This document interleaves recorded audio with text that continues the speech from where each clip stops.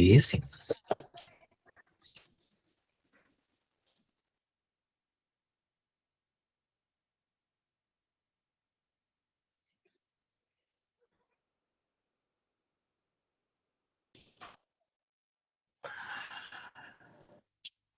सुमतिभिरनुमेजं शुभ्रकायं सखायं सुखमजमनपाजं मुक्त्युपाजं विमाजं नृहजमहममेजं ध्येजमाम्नाजगेजं सदजमसदजेजं श्रीसहजं भजेजम् अञ्जनासूनुसान्निध्यात् विजयेन विराजितम् अजितप्रीतिजनकं भजेऽहं विजयध्वजम् तपस्वाध्यायशुश्रूषा कृष्णपूजारतं मुनिं विश्वेशमिष्टदं वन्दे परिम्राट् चक्रवर्तिनं श्रीगुरुभ्यो नमः हरिः ओम् जन्माद्यस्य जतोऽन्वयादितरतश्चार्थेष्वभिघ्नस्वराट् तेने ब्रह्महृदाय आदिकवये मुह्यन्ति जं सूरयः तेजो वारिमृतां यथा विनिमयो यत्र त्रिसर्गो मृषा धाम्ना स्वेन सदा निरस्तकुहकं सत्यं परं धीमहि ॐ स्वस्त्यस्तु सताम् अशेषसन्मङ्गलानि भवन्तु सम्यक् श्लोकैकश्रवणपठनमात्रेण वक्तुश्च श्रोतॄणां निखिलकलिकृतकल्मष अपनोदनपटुतरे श्रीमद्भागवते महापुराणे तृतीयस्कन्धे द्वादशेऽध्याये अद्य कथानुवादे सति किञ्चित् पूर्वकथानुवादः।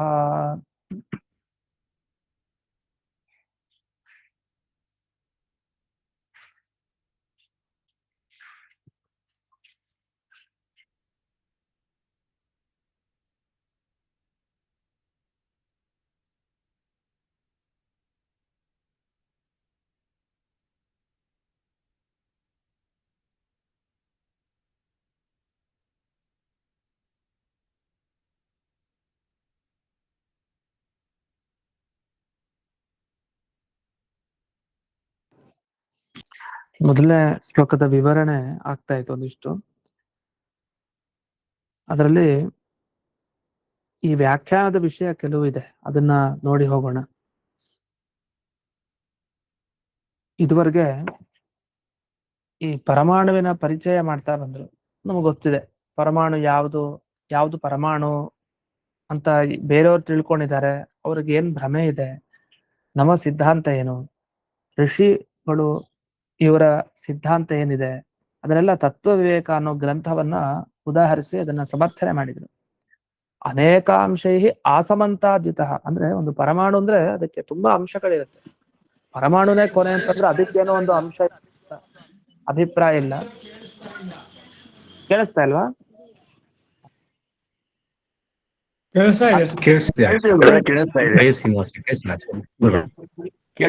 ಕೇಳಿಸ್ತಾ ಇದೆ.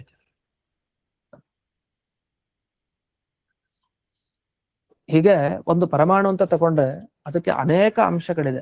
ಪರಮಾಣು ಅಂತ ಕೊನೆಯದು ತಗೊಳ್ತೀವಿ, ಆದ್ರೆ ಕೊನೆ ಪರಮಾಣುವಿಗೂ ಅನೇಕ ಭಾಗಗಳಿರುತ್ತವೆ ಅಂತ. ಇದನ್ನ ನಾವು ತಿಳ್ಕೊಳ್ಬೇಕು, ಅದನ್ನ ಇಲ್ಲಿ ಹೇಳಿದ್ರು. ಇದರ ವ್ಯಾಖ್ಯಾನವನ್ನ ಮಾಡ್ತಾ ಯಾರು ಭ್ರಮೆಗೊಂಡಿದ್ದಾರೆ ಅಂದಾಗ ಕಣಾದಾದ್ಯಾಹ ಅಂತ ಹೇಳ್ತಾರೆ. ಈ ಕಣಾದ ಅಂದ್ರೆ ಋಷಿಗಳ ಹೆಸರು.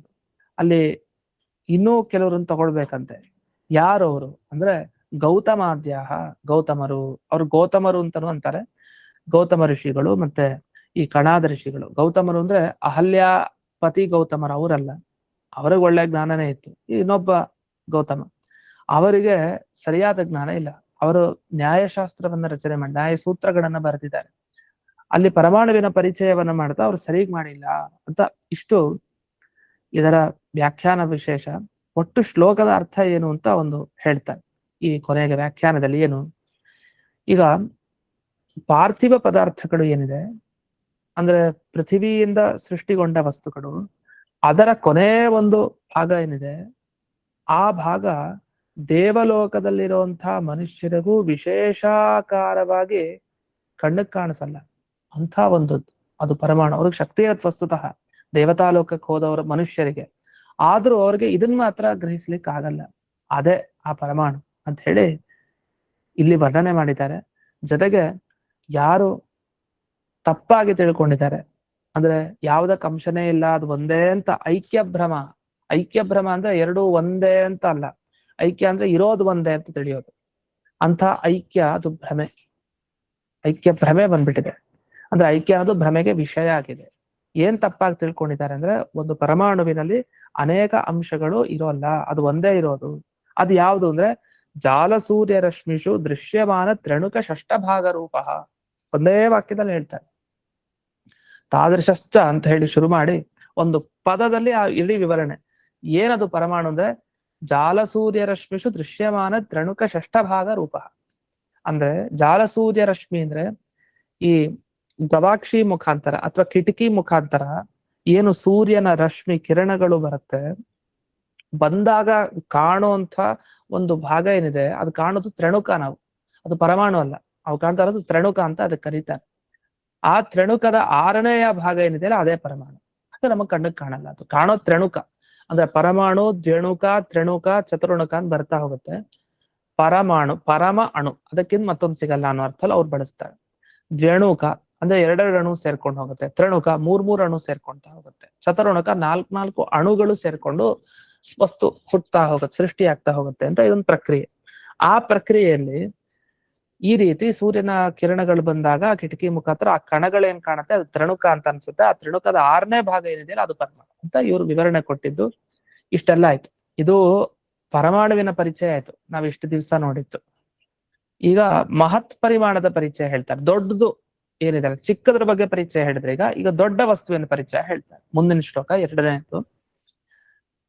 ಸತಯೇವ ಪದಾರ್ಥಸ್ಯ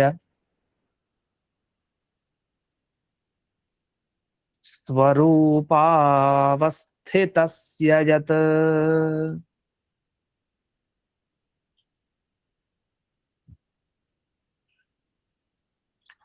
ಕೈವಲ್ಯಂ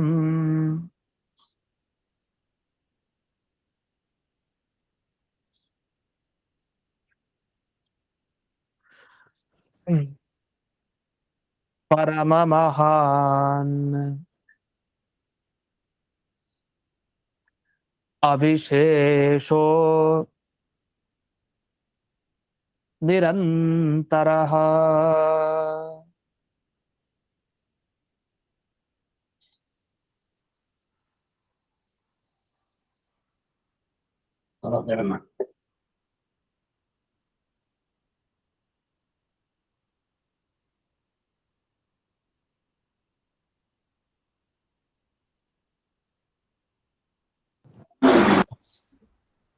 ಅಣುಪರಿಮಾಣಂ ನಿರೂಪ್ಯ ಮಹತ್ ಪರಿಮಾಣಂ ದರ್ಶಯತಿ ಅಂತ ಇದೆ.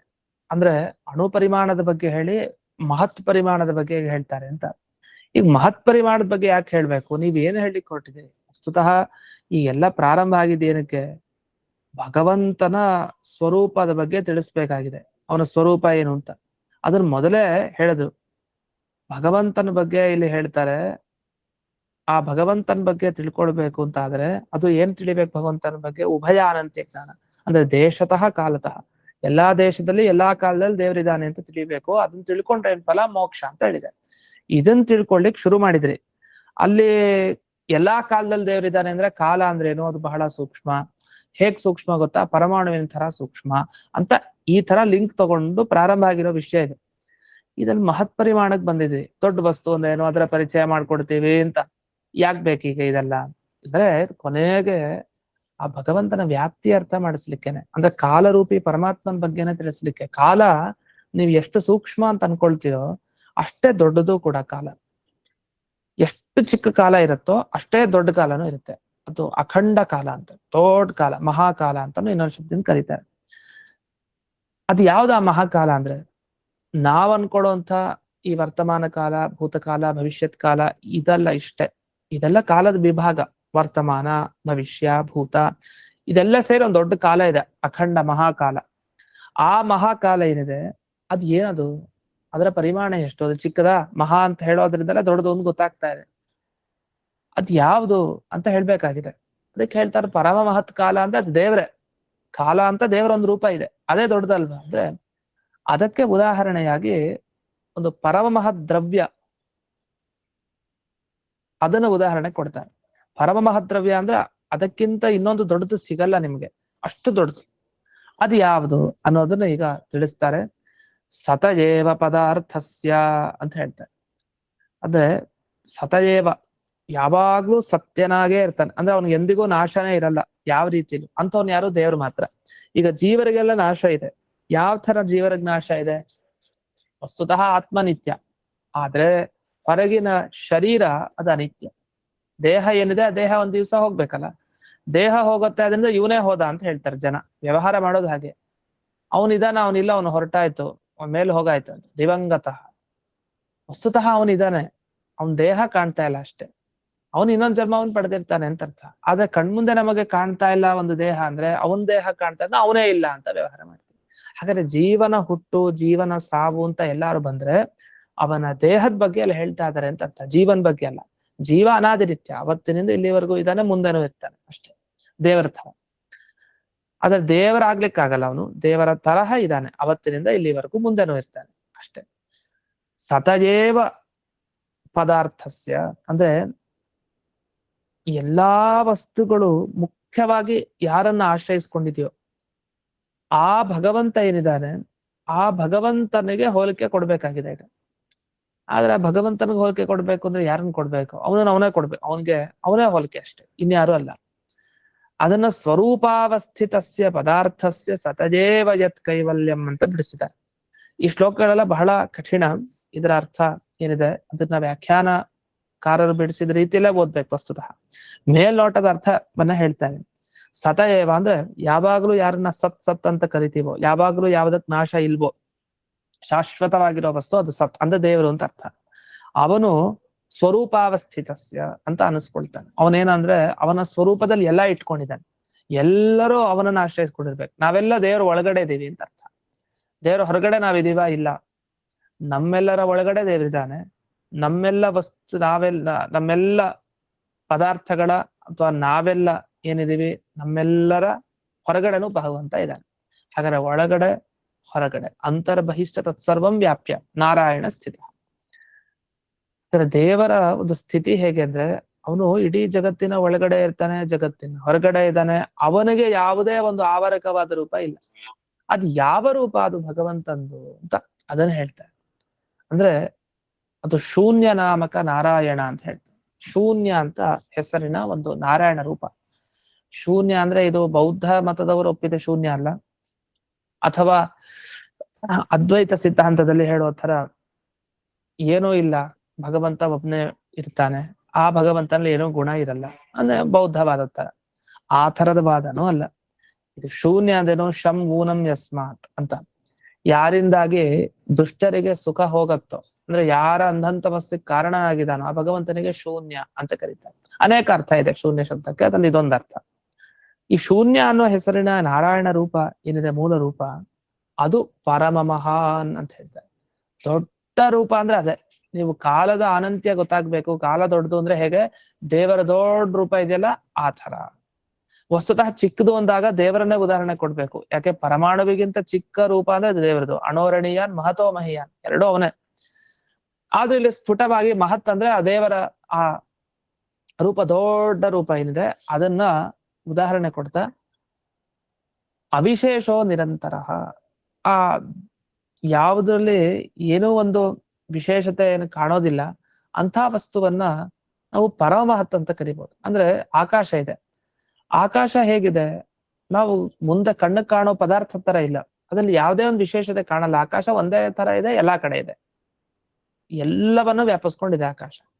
ಆದ್ರೆ ಯಾವುದೇ ಒಂದು ವಿಶೇಷತೆ ಕಾಣ್ತಾ ಇಲ್ಲ. ಅಷ್ಟೇ ಅಲ್ಲ, ಪರಿಮಿತ ರೂಪದಲ್ಲಿ ಕಾಣ್ಬಾರ್ದು, ಅಂದ್ರೆ ಇಷ್ಟೇ ಅಂತ ಒಂದು ವಸ್ತು ಕಾಣ್ಬಾರ್ದು. ಆ ತರ ಕಂಡ್ರೆ ಅದನ್ನ ಪರಮಹತ್ ಅಂತ ಕರೆಯಲ್ಲ. ಈಗ ನಮ್ಮ ದೇಹ ಇದೆ, ನಮ್ಮ ದೇಹ ದೊಡ್ಡದ ಚಿಕ್ಕದ ಏನು? ಈಗ ನಾವೇನಂತೀವಿ, ಒಬ್ಬ ದಪ್ಪಗ್ ಬಂದ, ತುಂಬಾ ದಪ್ಪಗಿರೋ ವ್ಯಕ್ತಿ, ಅವನ್ ತೂಕ ಜಾಸ್ತಿ ಇರೋನು. ಇನ್ನೊಬ್ಬ ಸಣ್ಣಗ್ ಬಂದ, ನಾವೇನಂತೀವಿ, ಅಯಮಣುಹು ಸಹ ಮಹಾನ್, ಇವನ್ ಚಿಕ್ಕದಾಗಿದ್ದಾನೆ, ಅವನು ತುಂಬಾ ದೊಡ್ಡದಾಗಿದ್ದಾನೆ ಅಂತ. ಆದ್ರೆ ಮಹತ್ವ ಬರಬಹುದು, ಇಲ್ಲ ಅಂತ ಹೇಳ್ತಾ ಇಲ್ಲ, ಪರಮ ಮಹತ್ವ ಬರಲ್ಲ. ಯಾಕಂದ್ರೆ ಅವನಿಗಿಂತ ದೊಡ್ಡ ವಸ್ತು ಬೇಕಾದಷ್ಟಿದೆ. ಆನೆನೇ ದೊಡ್ಡದಿದೆ, ಆನೆಗಿಂತ ಇನ್ನೊಂದು ದೊಡ್ಡದಿದೆ, ಇನ್ನೊಂದಕ್ಕಿಂತ ತಿಮಿಂಗಿಲ ದೊಡ್ಡದಿದೆ, ತಿಮಿಂಗಿಲಕ್ಕಿಂತ ಇನ್ನೊಂದೇನೋ ಸಮುದ್ರ ದೊಡ್ಡದಿದೆ, ಸಮುದ್ರಕ್ಕಿಂತ ಇನ್ನೊಂದು ದೊಡ್ಡದಿದೆ. ಹೀಗೆ ಹೋಗ್ತಾ ಹೋಗ್ತಾ ದೊಡ್ಡದು ಅನ್ನೋದು ಎಲ್ಲಿ ವಿಶ್ರಾಂತಿ ಪಡೆಯುತ್ತೆ ಅಂದ್ರೆ ಅದು ದೇವರಿಗೆ ಬರ್ಬೇಕು. ನೀವು ಕೊನೆಗೆ ಆಕಾಶಕ್ಕಿಂತಲೂ ಮಿಗಿಲು ಒಂದು ಅಂತ ಒಂದು ಸ್ವರೂಪ. ಯಾಕೆ ಅಂತರ್ಬಹಿಷ್ಠ ತತ್ಸರ್ವಂ, ಒಳಗಡೆ ಹೊರಗಡೆ ಎಲ್ಲಾ ಕಡೆ ವ್ಯಾಪಿಸ್ಕೊಂಡಿದ್ದಾನೆ ಅವನು. ಇದು ಒಂದು. ಜೊತೆಗೆ ಈ ಅಂಗಾಂಗಗಳು, ಅವಯವಗಳು ಏನಿದೆ, ಆ ಅವಯವಗಳು ಕೂಡ ಚಿಕ್ಕದು, ಅದು ಪರಮ ಮಹತ್ ಅಂತ ಅನಿಸ್ಕೊಡಲ್ಲ. ಅಂದ್ರೆ ನಮ್ಗೆ ಏನ್ ಪರಿಚಯ ಮಾಡ್ಕೊಡ್ತಾ ಇದಾರೆ, ಯಾವುದನ್ನ ಪರಮ ಮಹತ್ ಅಂತ ಕರಿಬೇಕು, ಯಾವುದು ತುಂಬಾ ದೊಡ್ಡದು.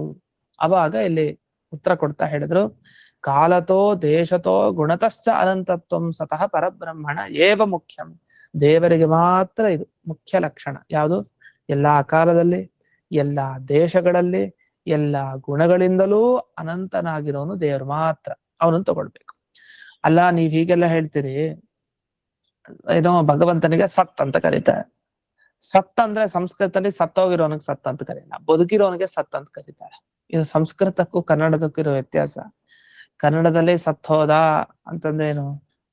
ಸತ್ತ ಅಂದ್ರೆ ಅವನಿಲ್ಲ ಅಂತ ಅರ್ಥ. ವಸ್ತುತಃ ಸಂಸ್ಕೃತದಲ್ಲಿ ಸತ್ತ ಅನ್ನೋ ಶಬ್ದಕ್ಕೆ ಇರೋದು ಅಂತ ಅರ್ಥ, ಹೋಗೋದು ಅಂತ ಅರ್ಥ ಅಲ್ಲ. ಅಸ್ಥಿ ಅಂದ್ರೆ ಸತ್ತ, ಇರೋದು ಅಂತ ಅರ್ಥ.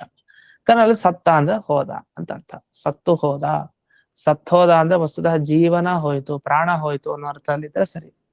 ಆದ್ರೆ ಸತ್ತ ಅನ್ನೋ ಶಬ್ದಕ್ಕೆ ಅರ್ಥವನ್ನ ಬಳಸೋದಿದೆ ಭಾಷೆಯಲ್ಲಿ. ಸಂಸ್ಕೃತದಲ್ಲಿ ಸತ್ತ ಅಂದ್ರೆ ಏನು? ಬದುಕಿದಾನೆ ಅಂತ ಅರ್ಥ. ಈ ತರ ಇದೆ. ಇಲ್ಲಿ ಸನ್ ಘಟಃ ಅಂತ ಒಂದು ವಾಕ್ಯ ಪ್ರಯೋಗವನ್ನು ಮಾಡ್ತಾರೆ ಈ ವಿಜಯಧ್ವಜ ತೀರ್ಥ. ಸನ್ ಘಟಃ ಅಂದ್ರೆ ಘಟ ಇದೆ ಅಂತ ಅರ್ಥ, ಇರೋ ಘಟ ಅಂತ ಅರ್ಥ. ಘಟ ಇದೆ ಅಂತ ತಾತ್ಪರ್ಯ ಅರ್ಥ. ಇರೋ ಘಟ ಸನ್ ಘಟಃ, ಸನ್ ಪಟಃ, ಸನ್ ಮನುಷ್ಯ, ಇವರೆಲ್ಲ ಇರೋ ವಸ್ತುಗಳು. ಇಲ್ದೇ ಇರೋದು ಯಾವುದು? ಅಸನ್ ಅಂತ ಹೇಳ್ತೀವಿ ಇಲ್ದೇ ಇರೋದಕ್ಕೆ. ಈಗ ಉದಾಹರಣೆಗೆ ಅಸತ್ ಶಶವಿಷಾಣಂ, ಮೊಲದ ಕೊಂಬೇನಿದೆ, ಅದು ಅಸತ್ ಅಂತ ಹೇಳ್ತೀವಿ. ಹಾಗೆ ಕಪ್ಪೆ ಚಿಪ್ಪಿನಲ್ಲಿ ಕಾಣುವ ಬೆಳ್ಳಿ ಅದು ಅಸತ್, ಅಸತ್ ರಜತಂ. ಹಾಗೆ ಅಸನ್ನ ಸರ್ಪ, ಈ ಹಗ್ಗದಲ್ಲಿ ಹಾವನ್ನು ನೋಡಿದ್ವಿ, ಹಾವು ಇಲ್ಲ, ಅಸತ್ ಅಂತ ಹೇಳ್ತೀವಿ. ಹಾಗಾದ್ರೆ ಸತ್ ಅಸತ್ ಅನ್ನೋ ಶಬ್ದವನ್ನ ಲೋಕದಲ್ಲಿರೋ ವಸ್ತುಗಳೆಲ್ಲ ಬಳಸ್ತೀವಿ, ಅದೇನ್ ದೇವರಲ್ಲಿ ಮಾತ್ರ ಬಳಸೋದು, ಅದನ್ನ ಯಾಕೆ ದೇವರಲ್ಲಿ ಮಾತ್ರ ತಗೊಂಡ್ರಿ ಅಂದ್ರೆ ಅದಕ್ಕೆ ಹೇಳ್ತಾರೆ, ಇಲ್ಲ ಸತ್ ಅನ್ನೋ ಶಬ್ದ ಬೇಕಾದಷ್ಟು ಕಡೆ ನೀವು ಬಳಸ್ಬೋದಿಲ್ಲ ಅಂತಿಲ್ಲ. ಇದು ಹೇಗೆ ಅಂದ್ರೆ ಇಂದ್ರ ಯಮ ಅನ್ನೋ ಶಬ್ದ ಬೇಕಾದಷ್ಟು ಕಡೆ ಬಳಸ್ಬೋದು. ಕೇಸರಿ ಅನ್ನೋ ಶಬ್ದ ಸಿಂಹನನ್ನ ಹೇಳ್ತಾ ಇದೆ, ಹಾಗಂತ ಪಂಡಿತರನ್ನ ಕರೆಯಲ್ವಾ ಸಿಂಹ ಅಂತ ಕರೀತಾರೆ, ಕೇಸರಿ ಅಂದ್ರೆ. ಹಾಗೆ ಗಜಮಾರ್ತಾಂಡ ಏನ್ ಬೇಕಾದ್ರೆ ಕರಿಬಹುದು. ಪಂಡಿತ ಪಂಚಾನನ, ಪಂಚಾನನ ಅಂದ್ರೆ ಸಿಂಹ. ಈ ತರ ಬೇಕಾದಷ್ಟು ಹೆಸರುಗಳನ್ನ ಕರಿತೀವಿ, ಆದ್ರೆ ಅದೆಲ್ಲ ಮುಖ್ಯ ಅರ್ಥ ಅಲ್ಲ, ಅದೆಲ್ಲ ಅಮುಖ್ಯ. ನಿಜವಾಗಿ ಪ್ರತಿಯೊಂದು ಶಬ್ದ ಯಾರನ್ನ ಹೇಳ್ತಾ ಇದೆ, ಅದು ದೇವರನ್ನ ಹೇಳ್ತಾರೆ ಮುಖ್ಯವಾಗಿ.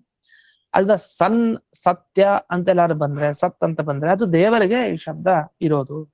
ಅದನ್ನ ಇಲ್ಲಿ ಸತ್ ಅನ್ನೋ ಶಬ್ದದಿಂದ ಮುಖ್ಯವಾಗಿ ಹೇಳಲ್ಪಡೋನು ಆ ದೇವರೇ ಅಂತ. ಅದಕ್ಕೊಂದು ಶ್ಲೋಕವನ್ನು ಪ್ರಮಾಣ ಕೊಡ್ತಾರೆ. ಮುಖ್ಯಾಭಿಧೇಯ ತ್ವರ್ಥ ಸ್ಯಾತ್ ವಾಚ್ಯಂ ಅನ್ಯಚ್ಚ ಭಣ್ಯತೆ, ಅಮುಖ್ಯೇಶ್ವರ್ಥ ಶಬ್ದಸ್ತು ನೀಚೋ ಪರಿಹಿತೋ ಭವೇತ್ ಅಂತ. ಯಾವುದು ಮುಖ್ಯವಾದ ಅರ್ಥ, ಯಾವುದು ಅಮುಖ್ಯವಾದ ಅರ್ಥ ಅಂತ ತಿಳಿಬೇಕಾದ್ರೆ, ಯಾವುದು ಮುಖ್ಯವಾಗಿ ಒಂದು ಶಬ್ದದಿಂದ ಹೇಳಲ್ಪಡ್ತಾ ಇದೆಯೋ ಅದು ಮುಖ್ಯವಾದ ಅರ್ಥ. ಯಾವುದು ಆ ಮುಖ್ಯವಾದ ಅರ್ಥ ಅನುಸರಿಸ್ಕೊಂಡಿದೆಯೋ ಅದಕ್ಕಿಂತ ಇನ್ನೊಂದ್ ಮೇಲೆ ಸಿಗುತ್ತೋ ಅದೆಲ್ಲ ಅಮುಖ್ಯವಾದ ಅರ್ಥ. ಈಗ ನಮಗಿಂತ ಮೇಲೆ ಇದ್ರೆ ಅವರು ನಮಗಿಂತ ಮುಖ್ಯ, ನಮಗಿಂತ ಕೆಳಗಿರೋರಿಗೆ ನಾವೇ ಮುಖ್ಯ. ನಮ್ಮನ್ನ ಆಶ್ರಯಿಸ್ಕೊಂಡು ಬದುಕ್ತಾ ಇರ್ತಾರೆ, ನಾವು ಅವ್ರಿಗೆ ಆಶ್ರಯ ಕೊಟ್ಟಿರ್ತೀವಿ, ನಾವು ದೊಡ್ಡವರು. ನಮಗಿಂತ ದೊಡ್ಡವ್ರು ಯಾರು? ನಮಗ ಆಶ್ರಯ ಕೊಟ್ಟವ್ರು. ಅವ್ರಿಗಿಂತ ಯಾರು ದೊಡ್ಡವರು? ಅವ್ರಿಗೆ ಆಶ್ರಯ ಕೊಟ್ಟವ್ರು. ಹಾಗಾದ್ರೆ ಎಲ್ರೂ ಮುಖ್ಯ ಒಂದ್ ರೀತಿಯಲ್ಲಿ. ತಮಗಿಂತ ಚಿಕ್ಕವ್ರು ಯಾರಿದ್ದಾರೆ, ನನ್ ಕೈ ಕೆಳಗಡೆ ಯಾರು ಕೆಲಸ ಮಾಡ್ತಾರೆ ಅವ್ರಿಗಿಂತ ನಾನ್ ದೊಡ್ಡವನು. ನಾನ್ ಯಾರ ಕೈ ಕೆಳಗಡೆ ಕೆಲಸ ಮಾಡ್ತೀನಿ ಅವ್ರು ನನಗಿಂತ ದೊಡ್ಡವರು. ಹಾಗಾದ್ರೆ ಮುಖ್ಯತ್ವ ಅನ್ನೋದು ಎಲ್ಲಾ ಕಡೆ ಇರುತ್ತೆ. ಈ ಮುಖ್ಯತ್ವ ದೇವರಲ್ಲಿ ಬರ್ತಾ ಇಲ್ಲ, ಪರಮ ಮುಖ್ಯತ್ವ. ಯಾರಿಗಿಂತ ಇನ್ನೊಬ್ಬ ಮುಖ್ಯನ ವ್ಯಕ್ತಿ ಸಿಗಲ್ಲ, ಅವನ್ ಯಾರ ಕೈ ಕೆಳಗಡೆ ಇರಲ್ಲ, ಅವನೇ ಅಂತಿಮ. ಅಂತವನನ್ನ ಸತ್ ಅಂತ ಕರಿಬೇಕು. ಇರೋವನು ಅಂದ್ರೆ ಅವನೊಬ್ನೇ, ಅಂತವನೇ. ನಾವೆಲ್ಲ ಇರೋದು ಅಂದ್ರೆ ಇಲ್ದೇ ಇರೋದು ಅನ್ನೋ ಅರ್ಥದಲ್ಲೇ. ಯಾಕಂದ್ರೆ ಇದ್ರೂ ಇನ್ನೊಬ್ರು ಅಧೀನವಾಗಿರ್ತೀವಿ, ಸ್ವಾತಂತ್ರ್ಯ ಇರಲ್ಲ. ಸ್ವತಂತ್ರನಾದ ವ್ಯಕ್ತಿ ದೇವರು ಮಾತ್ರ.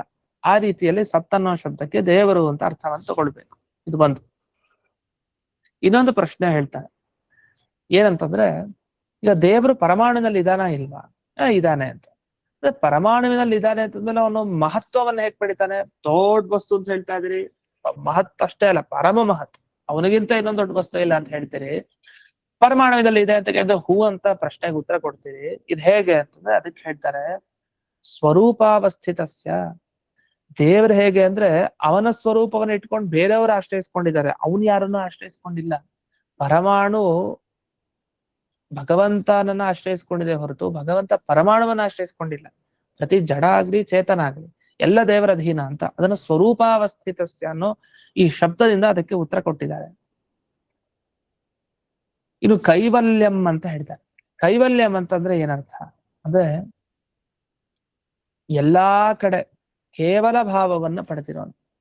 ಕೇವಲ ಭಾವ ಪಡೆದಿರೋದು ಅಂದ್ರೆ ಅವನೊಬ್ನೇ, ಇನ್ಯಾರು ಇಲ್ಲ, ಅವನೊಬ್ನೇ ಮುಖ್ಯವಾಗಿರೋನು, ಇದೆಲ್ಲರೂ ಅಮುಖ್ಯ.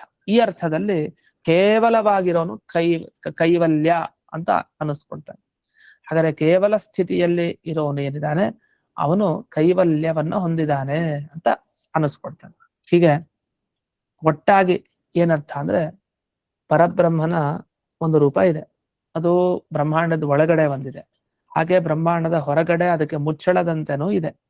ಅದೇ ಭಗವಂತನ ರೂಪ ಚಿಕ್ಕದಾಗಿ ಪ್ರಾದೇಶ ನಾಮಕ ಪರಮಾತ್ಮ ಅಂತ, ಮೂಲೇಶ ಅಗ್ರೇಶ ಪ್ರಾದೇಶ ಅಂತ ಹೇಳ್ತೀವಲ್ಲ, ನಮ್ಮ ಹೃದಯ ಕಮಲದಲ್ಲಿ ಒಂದೊಂದ್ ಕಡೆ ಇರೋ ರೂಪ ಅದೆಲ್ಲ ಚಿಕ್ಕದೇ ತಾನೇ, ಅದೇನು ದೊಡ್ಡದಲ್ಲ. ಹಾಗಾದ್ರೆ ಈ ತರ ಯಾವುದೋ ರೂಪವನ್ನ ತಗೊಳ್ಳದೇನೆ ಒಂದು ಎಲ್ಲಾ ಕಡೆ ದೇವರ ಒಂದು ಸ್ವರೂಪ ಇದೆ, ಅದು ಪರಮಮಹಾನ್. ಈಗ ಕೃಷ್ಣನಾಗಿ ಪ್ರಕಟನಾದ, ಅದು ಚಿಕ್ಕ ರೂಪದಲ್ಲಿ ಪ್ರಕಟನಾದ. ರಾಮನಾಗಿ ಚಿಕ್ಕ ರೂಪದಲ್ಲಿ, ಮನುಷ್ಯ ರೂಪದಲ್ಲಿ. ಆದ್ರೆ ಮನುಷ್ಯರಲ್ಲಿ ಒಳ್ಳೆಯ ಎತ್ತರ ಅದೆಲ್ಲ ಸರಿ, ಆ ಲಕ್ಷಣ ಬೇರೆ ಇತ್ತು. ಆದ್ರೆ ಅವನ ಎಲ್ಲಾ ಕಡೆ ವ್ಯಾಪಿಸ್ಕೊಂಡಿರೋ ರೂಪ ಪರಮ ಮಹದ್ ರೂಪ ಅಂದ್ರೆ ರಾಮಕೃಷ್ಣ ಅಲ್ಲ, ಹೊರತು ಬೇರೆ ರೂಪನೇ ಹೇಳ್ಬೇಕು. ವಸ್ತುತಃ ಎಲ್ಲಾ ರೂಪಗಳಲ್ಲಿ ಚಿಂತನೆ ಮಾಡ್ಬೇಕು, ಎಲ್ಲಾ ರೂಪನೂ ದೊಡ್ಡದೇ ಒಂದು, ನಮ್ ಕಣ್ಣಿಗೆ ಅದು ಕಾಣಿಸ್ತಾ ಇಲ್ಲ ಅಂತಾನೆ ಕೊನೆಗೆ ಅರ್ಥ ಮಾಡೋದು ನಿಜ. ಆದ್ರೂ ಸಾಮಾನ್ಯವಾಗಿ ಪ್ರಾದೇಶ ಪರಿಮಿತ ಚಂದ್ರಮಾಹ ಒಂದು ಹೆಬ್ಬೆರಳು ಗಾತ್ರದಷ್ಟು, ಒಬ್ಬ ಹೆಬ್ಬೆರಳನ್ನು ಹಿಡಿದು ಕೊನೆ ಕಿರುಬೆರಳಿನಷ್ಟು ಗಾತ್ರ ಏನಿದೆ ಅಲ್ಲಿವರೆಗೂ ಒಂದು ಭಗವಂತನ ರೂಪ. ಹೀಗೆ ಒಂದೊಂದೊಂದೇ ಏನ್ ವಿವರಣೆಯನ್ನು ಕೊಡ್ತೀವಿ, ಇದೆಲ್ಲ ಪರಮ ಮಹದ್ ರೂಪ ಅಲ್ಲ, ದೊಡ್ಡ ರೂಪ, ವಿಶ್ವರೂಪ ಅಂತ ಹೇಳ್ತೀವಿ. ಆ ವಿಶ್ವರೂಪನ ದೊಡ್ಡದು, ಅದಕ್ಕಿಂತ ಮತ್ತೊಂದಿಲ್ಲ. ಈ ಅರ್ಥದಲ್ಲಿ ವಿರಾಟ್ ರೂಪ ಅಂತ ಹೇಳ್ತೀವಿ. ಆ ವಿರಾಟ್ ರೂಪನು ಹಾಗೆ ಎಲ್ಲ ಕಡೆ ವ್ಯಾಪಿಸ್ಕೊಂಡಿರೋ ರೂಪ. ಈ ತರ ಅರ್ಥದಲ್ಲಿ ಇಲ್ಲಿ ಬಳಸ್ತಾ ಹೋಗಿದ್ದಾರೆ. ಅಂತೂ ಇಲ್ಲಿವರೆಗೆ ಪರಮಹತ್ ದ್ರವ್ಯ ಯಾವುದು ಅದರ ಬಗ್ಗೆ ಉದಾಹರಣೆ ಕೊಡ್ತಾ ಇದ್ದಾರೆ.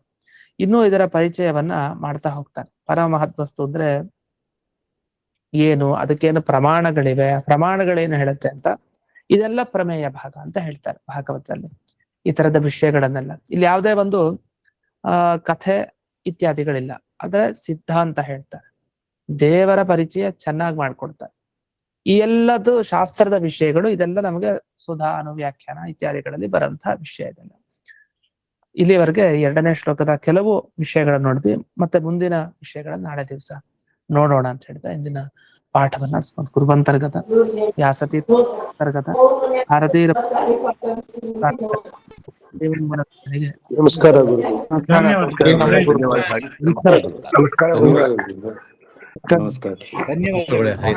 ನಮಸ್ಕಾರ ಗುರುಗಳಿಗೆ ಧನ್ಯವಾದಗಳು. ನಮಸ್ಕಾರ ಗುರುಗಳೇ. ನಮಸ್ಕಾರ ಹರೇ ಶ್ರೀನಿವಾಸ, ಧನ್ಯವಾದಗಳು.